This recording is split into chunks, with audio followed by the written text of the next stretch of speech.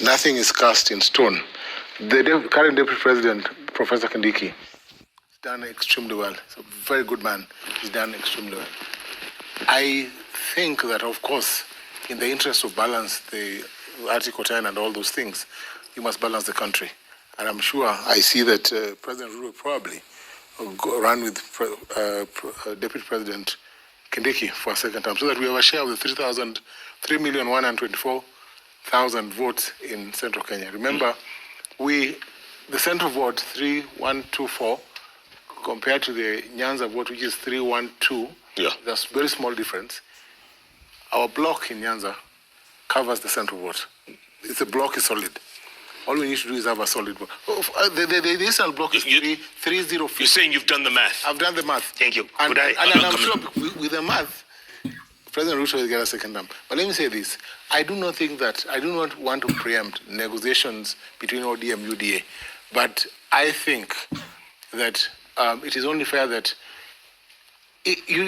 government, and I think negotiations are not cast in stone.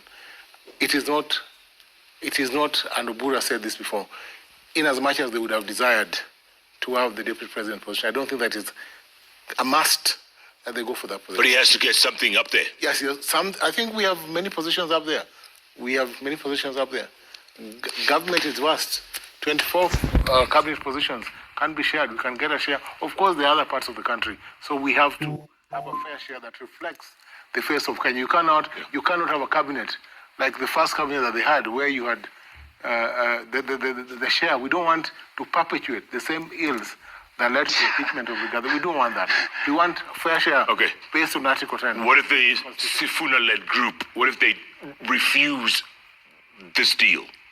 The ODM constitution, in as much as Sifuna went to court under Article 74.3 to challenge his removal. Find quality products from China on Alibaba.com. Connect with 200,000 plus suppliers and save with... Gives power to the party leader under Article 88 to discuss and to negotiate and bring some kind of union. I'm sure that, except for what he has said, I'm sure that the party leader is still talking to Sifuna and the other members who are driving the Linda Mwananchi line to be in line. Senator Onyonka is just one strong party. No, he's waiting. He's waiting for his turn. Onyonka is saying that Sifuna has already gone to DCP. No. No, he's gone to you see. He didn't say that. Let me talk about Jeff. Have I said that? You see, I didn't say. Also, that is the boogie boy. You see, that is the Jeff. That is the boogeyman. Finish your point, and then come to you. That's even better, Jeff. Sifuna is there for an ODM, so ODM is solid. Okay, Senator. These days, Gachagua is the boogie boy, telling him how he's tribalist. He believes in shares. Now they're talking about their shares. What the senator, my leader, is talking about of his coalition of the ODM arrangement he's seeking for. According to him, they're already negotiating. No, Jeff, this thing was negotiated and done. It is just supposed to manage the expectation of the public. When the party leader talked about we want power, and he said, in fact, they are looking for the vice presidency, somebody must have called from State House, maybe, and said, what the hell did you say? Then he backtracked and said, no, we don't know what he's saying. They're managing this narrative beautifully. But I want to tell him this. Tom, some of us are lucky to have worked with Raila. Jeff, my life is not the same at all. From the time, most probably, I think from 10 years ago. Because I've looked at this country and I've seen its contradictions. I have been there. I saw Mzee Kenyatta when I was a child. A little bit reasonable. I can't remember how he used to look. I've seen Moi. I've seen Kibaki. I've seen Uhuru. I've seen Uhuru with Ruto. I remember everything Ruto used to talk about Uhuru and about the dynasties and all that stuff. And that narrative worked. But what we are saying, Jeff, is this. There are some things, even when in his death, Raila may not mean anything to these people. There are certain basic minimums that Raila stood for. I want to ask my brother Tom Ojienda. Tom, you are a senior counsel. You are a professor. What is difficult with opening the servers both for Uhuru and William so that we see whether the election was stolen or not? I mean, what if you want us to have closure, you know how you fight? Kenyans are from 2008, including even Kibaki's presidency. Let us start, if President William Ruto wanted us to start afresh, and I would believe him, that's the first thing I would do. You remember him saying how they state capture. Every single transaction and everything that is going on is state capture. The way ODM is behaving, how my party leader, Mzee Oburu, I respect him incredibly. A good man. Like I used to respect his brother. But it looks like he's basically talking, doing things on behalf of somebody. And yet we are telling them, I don't want you to sign an agreement on my behalf if this regime continues first to discriminate against me because I come from a neighborhood. Most probably I'm a child of a poor person. I don't want you to sign an agreement with a government that is going to pick me as a young person who's criticizing it as a government, and I'm either abducted, killed, or violated. We had left that state. I don't want Tom Ojienda today, if he changes his mind and if he thinks President William Ruto is somebody he can't work with. Why should Tom Ojienda die or be attacked? Or we had left that. What we are demanding is very simple. ODM had an identity. ODM stood for certain things. Raila went to detention because Kenya had to change. The new constitution came and it has been being implemented. We have been talking about increasing revenue to the county governments to 45%, even 30%. It is left at 15%. The executive is now saying they're going to bring in 5 trillion shillings, and that money, instead of it going to the county governments, they're saying, we are going to infrastructure this. Is that the infrastructure? We'll be building things for you. And you know, Jeff, anywhere on the African continent where billions of dollars are being put for projects of government, that is where the biggest corruption deals and transactions. Are you saying the National Infrastructure Fund is a scam? It's a scam. It's a scam. There's nothing there. Why would you start, Tom, you're a lawyer. Why would you start with bad faith? Oh, we want this fund to come, and when it's going to be domiciled, we don't know where. And in fact, in the process, the Auditor General doesn't even audit this fund. And by the way, according to the PFM Act, the controller of budget is supposed to be the one who authorizes payments from the consolidated fund. They don't want that. What they want is this money to be taken to the Cayman Islands or to Panama Islands, to those areas where money is hidden after it's been stolen from the African continent. And slowly you will hear, when we are beginning to raise these things, they say, but even Uhuru, it was seen in the Panama Papers. That narrative, William Ruto was the deputy to Uhuru. Every single mistake Uhuru made, William was with him. We came in, very good people decided they are going to support him. We wanted him to sit down and think deeply how to make Kenya a fairer state, a state which takes care of its poor, a state that takes care of the most vulnerable, people with disability. We treat our women with respect on political power. So if you're that passionate, why not just leave ODM and you guys can start your own party? I most probably, with the way they are going, I will leave soon. With the way they are going. If they cross over and join UDA, I will leave where I can't work with President William Ruto. Because my job is, I'm in the opposition. They, by force, then demanding that I cross over to government, so that now I start saying how government is lovely. Let me ask Senator Methu this question. Why the early campaigns? What's the rush? 2027 is 17 months away. Well, that's when William Ruto started his campaign against Uhuru. Let me even say this. First, if you accuse, if you are referring to the United Alternative Government, the kind of things that we are doing. We went to Kisii, hosted by Senator Onyonko on Monday. We were in Kisii on Tuesday. We were in Kisii on Wednesday. We briefly breathed on Thursday. Then we went to Nakuru. The governor for Nakuru had said that we cannot step in Nakuru because, she's in charge. She doesn't like the kind of politics that we do, so we can't step in Nakuru. But we were received overwhelmingly. We went all the way to Nakuru, went all the way to Nyahururu, went all the way to Nyeri. And this weekend we are going to... Then our team, we went to Samburu. Yeah, the most beautiful place in the world. Let me finish, Onyonka. Yeah, early campaigns. This weekend, we are going to Meru. Yes. We had the appointed soprano guy, Professor Kindiki. Oh, that's the deputy president. The deputy president. Yeah. Deputy president. Yeah. No, he stands That's a corrected. fellow guy. No, he stands corrected. Yeah. He stands corrected. If you like it that way, Yeah. it's okay. Threatening that he shall not allow us to go to Meru, but we shall be there. Now, let me tell you, we would campaign if we had a candidate. The reason why we have not had a candidate is because the campaigns are not yet. We shall campaign. I mean, what we are doing is first listening to the views of the people. We are elected leaders. We want to see, and as we form our manifesto, we want to hear whether we are actually wrong, whether SHA is actually working. We are the people that think this SHA is not working.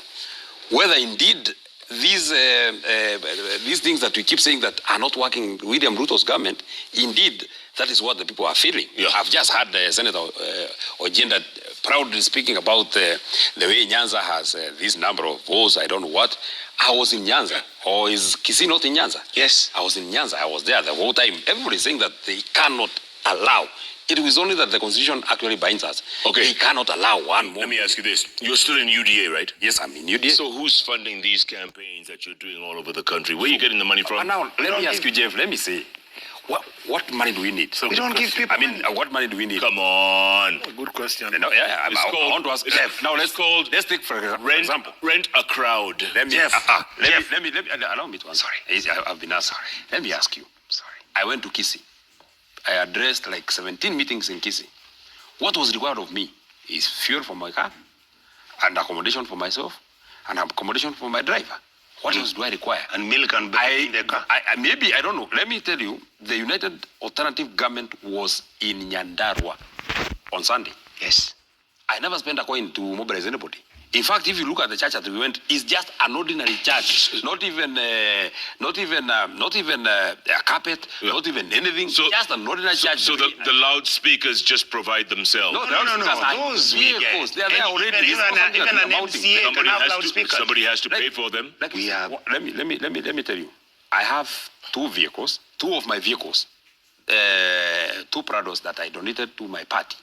So they are permanently fixed with loudspeakers. What is required of those Prados is fuel to go to Kisii, fuel to go to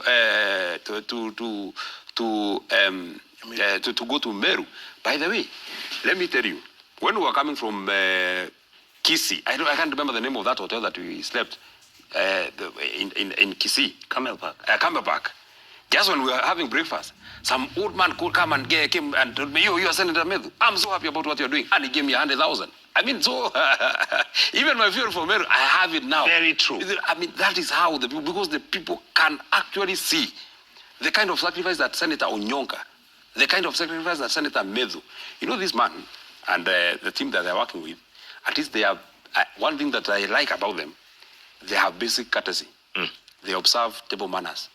They don't talk when they're eating. They are very disciplined. They don't talk when they are very quiet because it is time to eat. Yeah. That's why they are not very loud. Yellow tables. The tables are yellow. Yeah. So that's why because Senator Ojienda will pass by the minister.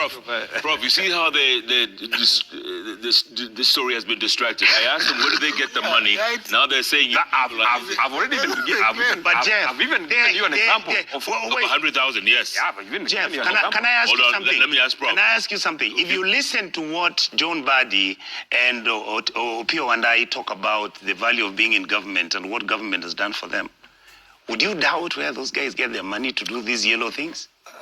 The point we are making is this. For us in the opposition, and the significant point is that many people have been raising that we are being funded by some, sooner or later they might even say it is some crazy Jeff Bezos or something. The truth is, Jeff, look at our rallies. They are organic. We understand there is no money. We share what we can share. When money is available, we are all happy. When it's not there, we continue with each other. We don't even have tents, like he has said, I have been receiving There's no T-shirts. No, the T-shirts are donated by people who pray. People don't get 100 shillings each every time. For what? No, we don't. For what? In Kisii, I can swear by the Bible. Senior counsel, We you never agree with pitched this? any money. Jeff, I obviously do not share the views of course, first of all, Methu, you must respect the deputy president. He's not the soprano guy. He's the deputy president. No, he corrected that. He's correct, Kindiki, not the soprano guy. And he has a base for your information. And he's fine. Jeff, let me say this. Yes. When you go for rallies, and I've been to rallies. I've been to rallies organized by ODM and attended by the party leader. We've done many Linda Ground. You know, I'm part of Linda Ground. Correct. Linda Ground is, we are maintaining the strongholds of ODM. Because currently we have over 86 elected members of parliament, 20 senators, and 460 MCAs. So we must protect. And the PG resolved yesterday that we shall not cede ground in constituencies or wards where we have elected members. And that is the resolution of the PG. Let me say this, that these campaigns are expensive. Whenever you go to these meetings, you must fund, you must pay for fuel, as he said, you must pay for the PA system, you must pay for logistics. It takes some money. It takes a lot of money. It's not true. It is not therefore not true that you just go to a rally and people just turn up. They must be told that you are going there.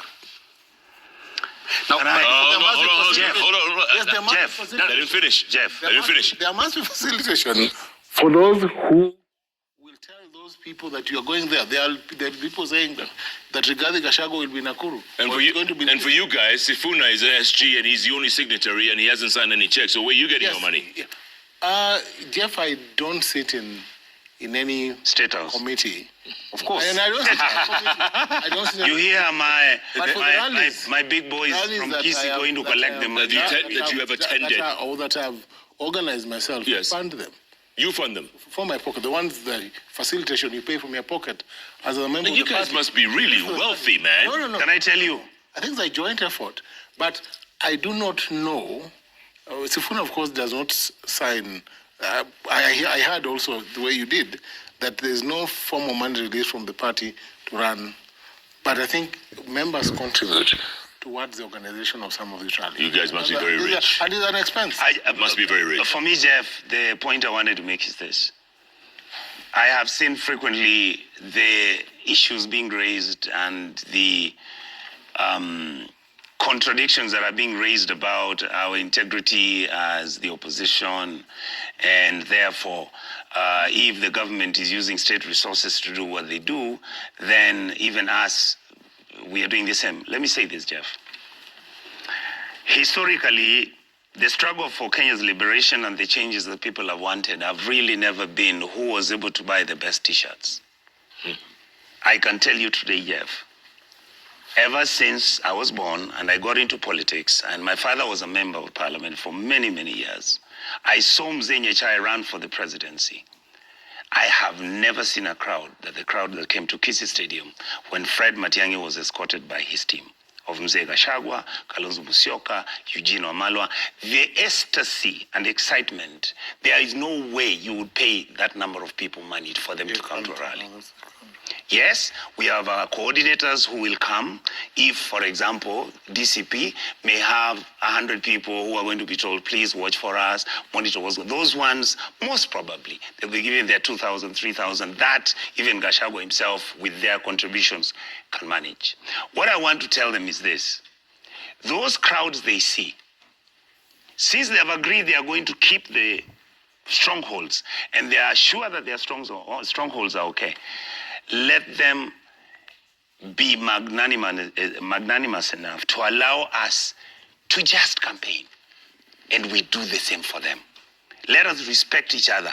Allow me, the other day I was... What you're saying is no goons. I was stoned in Kisumu the other day. They thought my car is white like Babu Wino. They want to kill Babu. Why would anybody want to kill Babu? Babu is such a useless boy.